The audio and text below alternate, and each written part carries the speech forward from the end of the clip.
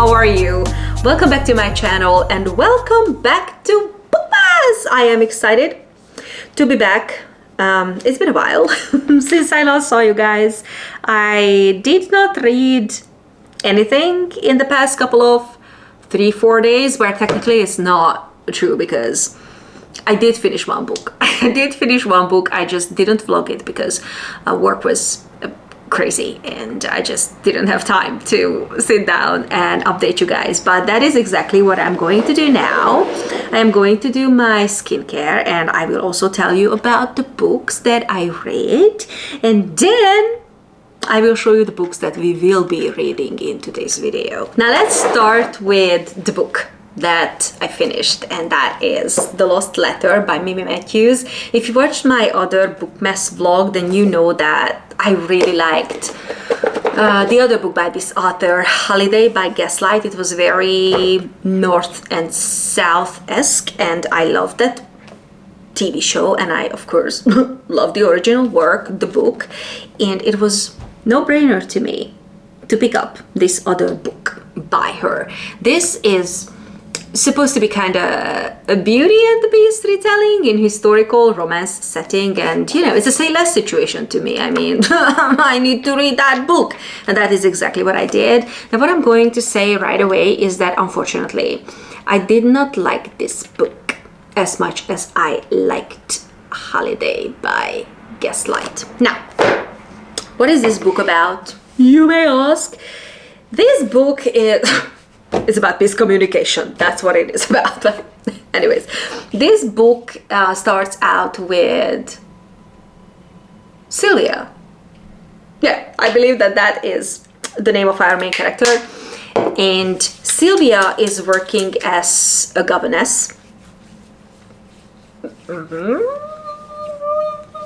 Because after the death of her father, who was a big gamester, they lost everything, or she lost everything, because it was just her and her father, and he played away all the money. So basically Sylvia had to leave society. I'm gonna do another round of toner because my skin is not really doing great. So Sylvia had to leave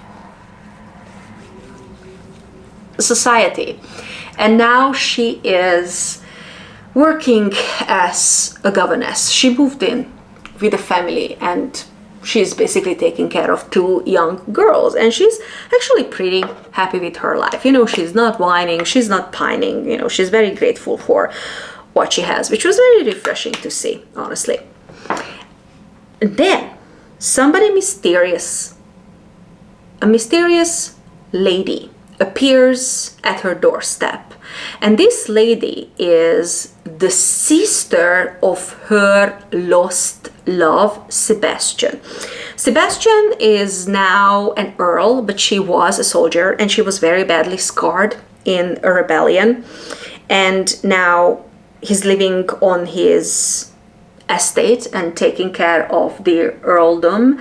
But because of his scar, he basically became a very broody person, a beast, if you will, and that is how it's going to end up, a Beauty and the Beast retelling.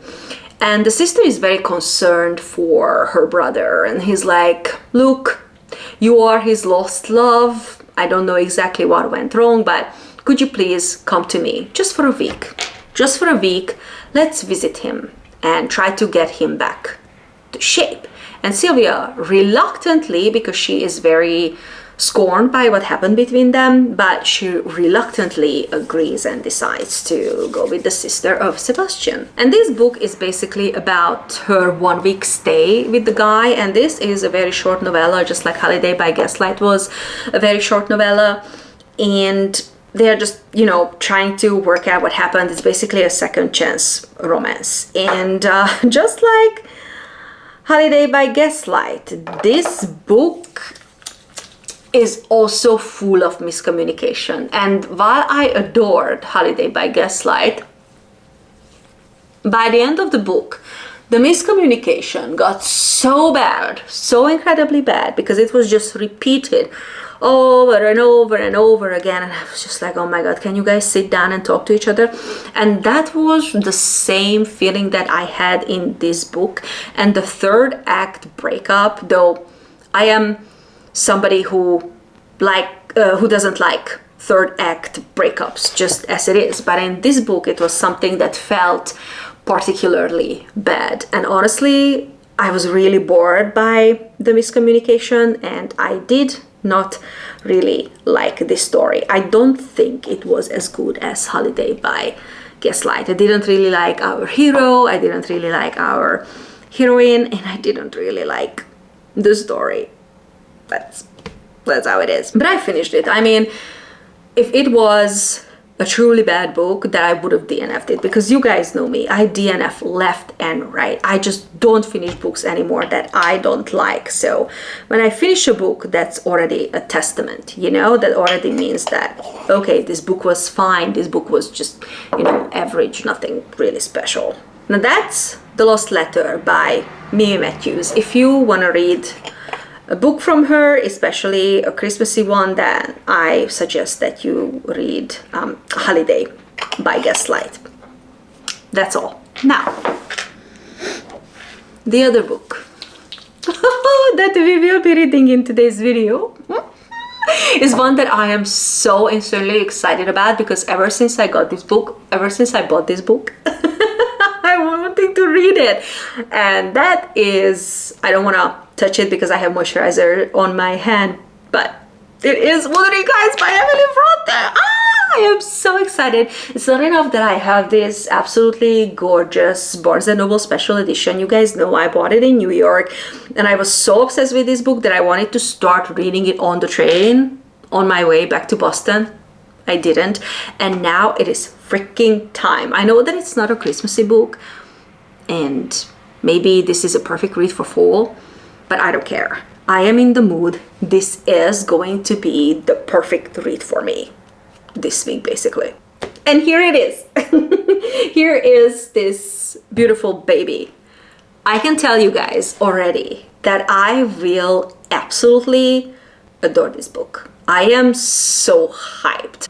I don't think that I will start it tonight. I'm already winding down. It's pretty late. I'm tired. And this is something that I will read probably completely, like physically. I don't think I'm going to get the audiobook. I haven't really decided yet, but I really want to sink my teeth into this book and annotate this book, because I have a feeling that the writing will be just absolutely gorgeous. I think I will dedicate this video to this book.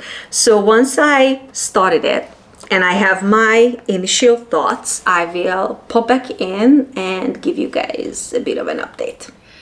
Guys, I have been so bad with my beautiful advent calendar, because the past couple of days work has been absolutely crazy. I wanted to wrap up everything before I go on leave, but I know that is the same situation for so many other people out there. So I just skipped drinking my Christmas tea in the morning, and now I have 4 packets of tea. Oh my god, look at how beautiful this is. Daydream. Look at the packaging. Wow, what is this? Orange. Yes. Peppermint and licorice. Ooh, I'm going to love this. Probably this is the one that I will drink tonight, but then I also have these other 3 that I need to finish before I go on and start opening the other little windows in the calendar. So tonight I will have a tea party. A tea party. Just me, my tea, and Wuthering Heights. Sounds good to me. Well, guys, I just wanted to pop in to give you an update about Wuthering Heights. I am currently on page 79, and I stopped reading because I read something on page 79 that was just so beautiful. I read it 3 times, and I'm trying to figure it out how to annotate this book, because this book is beautiful.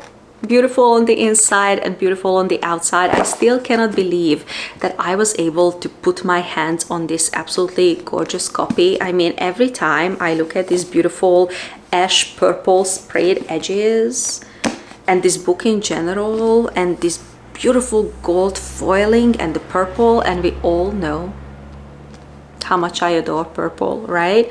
I am just in love. I am freaking obsessed with this book. The writing is just beautiful, and I was just a little bit intimidated by this book. I was afraid that, I was not really going to understand the story and, the English, but I have absolutely no issues whatsoever, like with the English or with understanding this book. Now, I must say that I am still kind of in the dark, because when it comes to this particular story, like, I know the name Kathy and I know the name Heathcliff, and I know that it is a gothic story and a revenge story, but I don't know exactly the plot or the story. I never watched the TV shows, I never watched the movies, so I have absolutely no idea about the direction of the story, and I love it. It is really late and I need to rest my eyes a little bit. That is why I also decided to take a break, but I am so obsessed with this book that I am not stopping. I am not stopping. I will keep reading this book tonight. That is 100% sure. But while I was taking a break, I did just a little bit of research on the internet about the history of this book. When I read classics, I like to do that. I research the author and I research how exactly these books were published. I did that with North and South by Elizabeth Gaskell, and whoa, whoa, the information that I was able to put my hands on. That book is one of my all-time favorites. That book was the first English classic that I read in the original English language, and I am obsessed with that book, and I am also obsessed with the TV show. Is it the 2001 or 2005 TV show? I am freaking obsessed, and I am so happy that I actually know the story of Elizabeth Gaskell and what she had to go through to publish that work, right? Now, when it comes to this particular book, I knew that originally when the first copy was published, I knew that it was not under Emily Bronte's name, because I knew that the Bronte sisters used a pen name, and I think that for Emily Bronte it was Alice Bell or something like that. And I was not shocked to hear that this book originally, when it was published, it did not receive really good reviews. Like, people thought that Alice Bell was a man, because this book is so dark and it depicts mental abuse and physical abuse, and they didn't really believe at the time that women in their mind can go there, and be that dark and write about these insanely grim themes. And Emily Bronte, unfortunately, she died a year after this book was published. She had TB and she died at the age of 30. it broke my heart. I know that Charlotte Bronte also died very, very young. Like she was also like 29 or 30 years old. I don't know exactly. And I know that she was also sick. It breaks my heart. But at the time when this book came out, the critics were really, really vile. And there is this one sentence. It's like all over the internet. Apparently, it's like still a very, very famous critic. And somebody said that, read Jane Eyre, burn Wuthering Heights. When I read that, I was like, oh my God, poor Emily. Like, Jesus, that is like really, really harsh criticism. And it's not enough that they suggest that other people should burn your book. They actually compare you to your sister. Of course, the critics at the time didn't know because of the pen names, I'm guessing, but still, I mean, how can you say something like that? Like, oh my God. And just like I said, it really breaks my heart that these ladies died very, very young, and they just never really knew how incredibly famous their stories became and how much these stories mean to us. And you know, when people ask the question that if you could invite anybody, like living or dead, to dinner, who would that be? And what questions would you ask from them? And honestly, to me, I think it would be the Bronte sisters, Emily, Charlotte, and I also want to invite Jane Austen. I also want to invite Elizabeth Gaskell. And I don't think I would want to ask them anything. I mean, these ladies were insanely smart and so full of wisdom, and I have no doubt that they could teach me so many different things.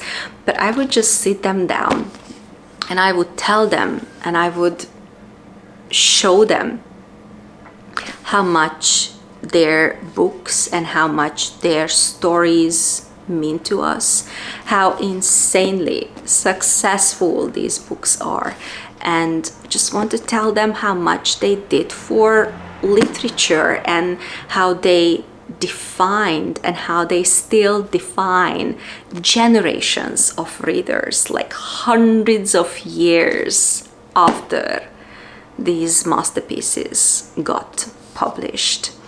I just want them to know that, because most of these ladies died not really knowing how the world will in the future adore their books and their stories and their characters.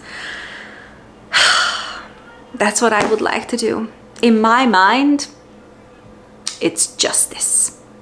In my mind, this would be justice. Now, I am continuing with this book tonight, no questions asked. But I am considering to add the audiobook and listen to the audiobook while I am reading this book.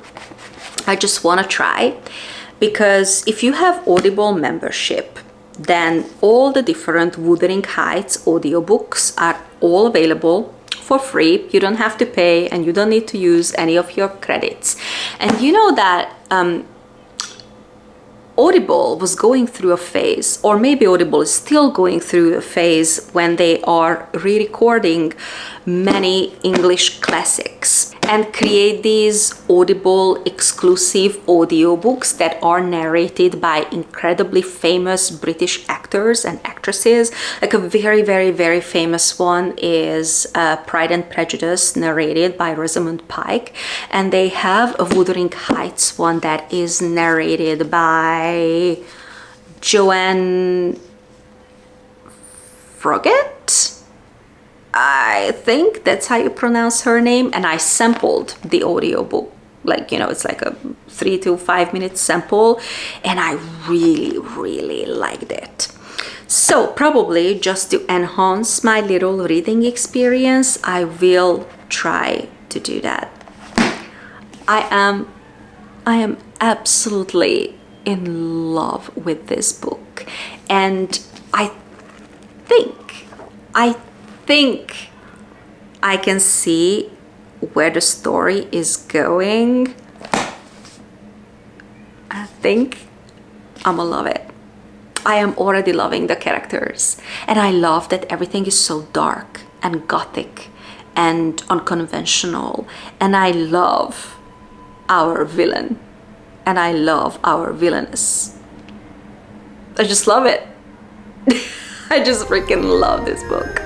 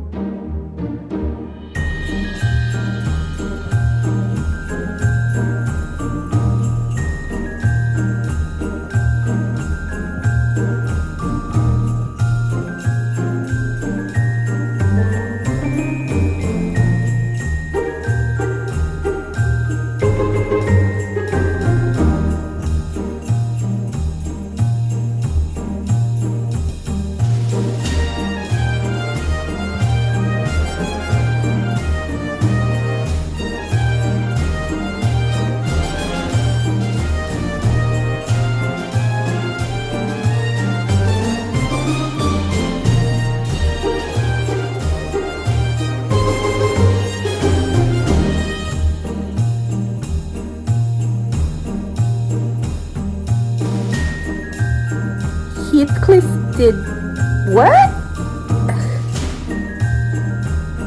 I'm sorry?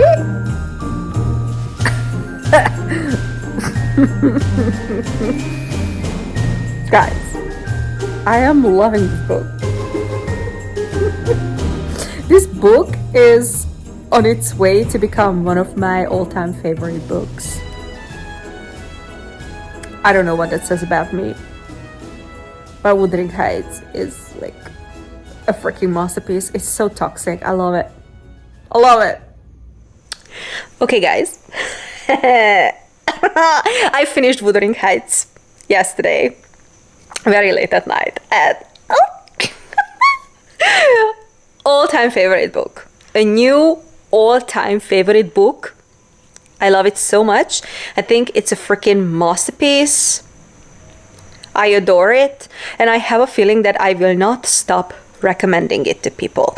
But before I share my final thoughts and I give you my little review of Wuthering Heights, I just want to say Merry Christmas and Happy Holidays, because when I started filming this vlog, I didn't realize that I will end up uploading it during Christmas time, during the Christmas celebrations. Oops. Sorry. So first, I just wanted to wish you happy holidays. But back to Wuthering Heights, which is not a Christmassy read, but I don't care because I had a blast, okay? I actually have a list of things that I want to talk about. And the very first thing that I wanted to mention, because I was going through Goodreads, I wanted to check not the reviews but the rating of the book, because I know that there are many people out there who don't necessarily like Wuthering Heights. And I found this one particular review by a reviewer called Mariana, and she said, masterpiece, 5 stars. I'm glad it's over. And I was like, that's how I feel. I was like, I love it.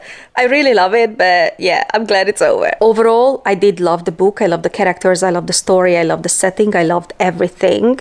But before I go into discussing these things and all the positive things that I want to say about this book, I do want to mention that it was not an easy read.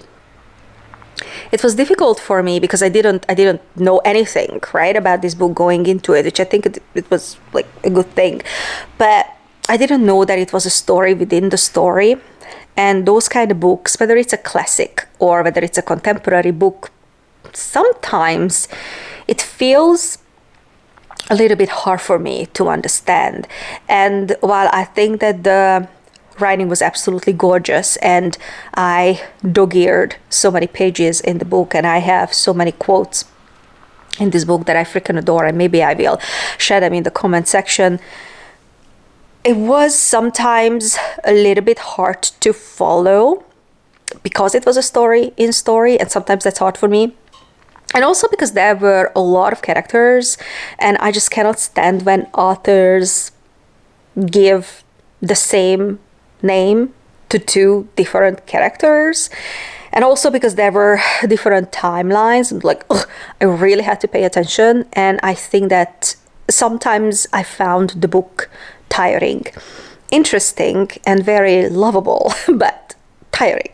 Now, as far as the story goes, I always knew that this was going to be a revenge story, right? I didn't know the depth of it. I had no idea about that, but I always knew it was going to be a revenge story. The characters, however, surprised me a little bit, but in a good way, because every single character in this book, not just Kathy and Heathcliff, but all the side characters, all the secondary characters, I feel, well, maybe not every single one of them, but many of them, they were also very raw and wild, and sometimes, with very bad temper. And just in general, I don't think that the characters in this story were very likable. But for example, I'm somebody who is not bothered by that at all, and I really like the setting. I adored the setting. Now I understand why people say that it's such a gothic read and it is perfect for fall, because I loved that we were secluded in the English countryside, no London,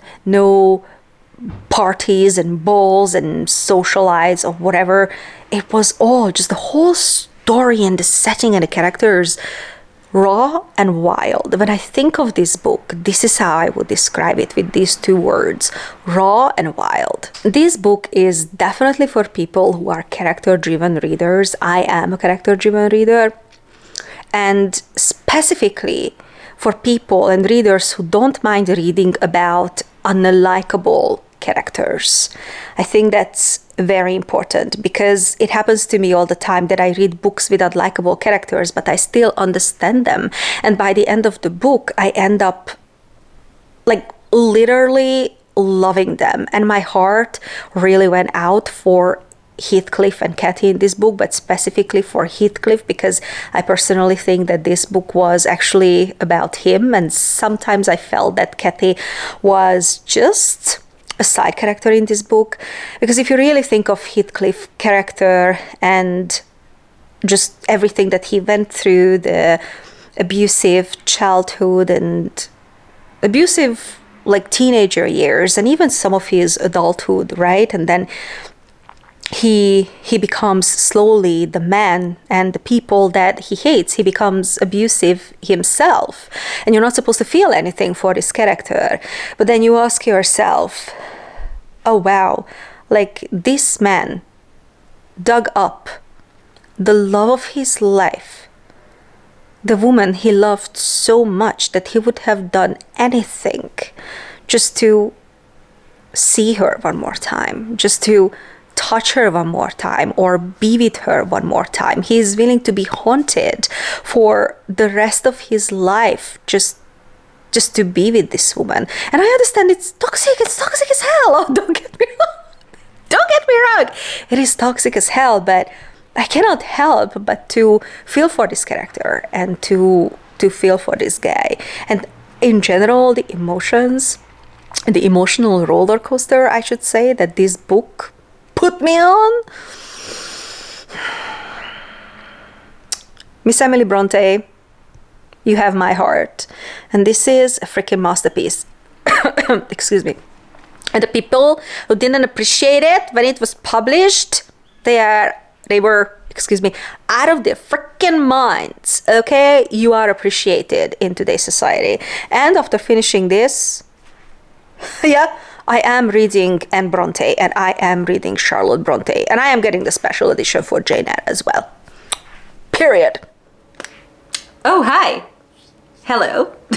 You thought that the video is over? You thought that I was just going to let you guys go and publish a video that's like, what, under 40 minutes? Is it your first time here? No. That's just not going to happen. But with all seriousness though, yesterday night I went online and I researched Emily Bronte because I wanted to know more about her story and her life and about the relationship with her sisters, Charlotte and Anne. And I actually found so many fascinating information about her. Not much, because apparently she was notoriously a very private person and she didn't want people in her business, which is something I can totally understand, and of course it is also something that I can respect. But I decided that I will dedicate the end of this video to this lady, and I wanted to share a couple of things with you. So I made a list in my notes app about Emily Bronte, and again, just a couple of things that I really want to share with you about her. So her full name was actually Emily Jane Bronte, and she only published Wuthering Heights. That is her only novel, and that's just something that we all know. However, didn't know that she was also a poet, but not many of her poems actually survived. There are some out there that we can read, but not many of them survived. And she was in the middle when it comes to the sisters. She was younger than Charlotte, but she was older than Anne. And again, what was surprising for me to know is that was not only the three sisters, but also their brother Patrick. They all wrote stories. They all created fantasy worlds in their minds, and they all wrote stories, all four of them, not just the sisters. Both Charlotte and Anne, they were very committed to their studies. They learned French like basically within a year on their own. They were very competent pianists, and they were also teachers, and they were apparently really, really good. And Emily worked as a governess, and they tried to open up a school near their home, the entire family, but unfortunately they had no students, so unfortunately they had to shut down that school. And it was actually Charlotte, and again, I just didn't know this story, but it was actually Charlotte who discovered Emily's poems. There's like a whole story about it online, that it was Charlotte who discovered Emily's poems, and she really pushed Emily to publish them. And then ultimately Anne also admitted that she also writes poems. And then the three sisters decided, because of Charlotte and because of her push, to actually publish a joint collection of their poetry in 1846. But to avoid prejudice against the female writers, they all used pen names, and Charlotte became Currer Bell and became Acton Bell, and Emily became Alice Bell, and these are the names that they used to publish their works. And although the sisters were told several months after the publication that only 2 copies of this poetry collection sold, they were not discouraged. It was in 1847 that she published her only novel, Wuthering Heights, but it was not a standalone. It was 2 volumes of a 3-volume set, and actually it was after her death when Charlotte Bronte edited and published Wuthering Heights as a standalone novel under Emily's real name in 1850. Now, it appears that she caught a chill during the funeral of her brother and died on December 19th, 1848, and she died of TB, and it is possible that she caught it from nursing her own brother, and she was only 30 years old. And again, apparently her last audible words were to Charlotte, and she said, "If you will send for a doctor, I will see him now."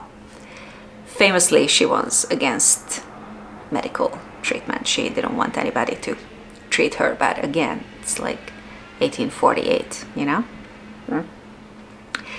She rests in Haworth, West Yorkshire, England. You know, after looking up a couple of pictures of this little town, I can totally see it, that it was the inspiration for Wuthering Heights. Like looking at all those pictures and houses and castles and rumbles and just the scenery itself, those beautiful hills, green hills, I can definitely say that that was the inspiration for the scenery that we see in Wuthering Heights. Okay guys, this is the end of the video. There are no more clips coming after this, okay? I promise you. So do you think, hit share, like and subscribe to my channel if you haven't already done so. See you soon in an upcoming video. Bye!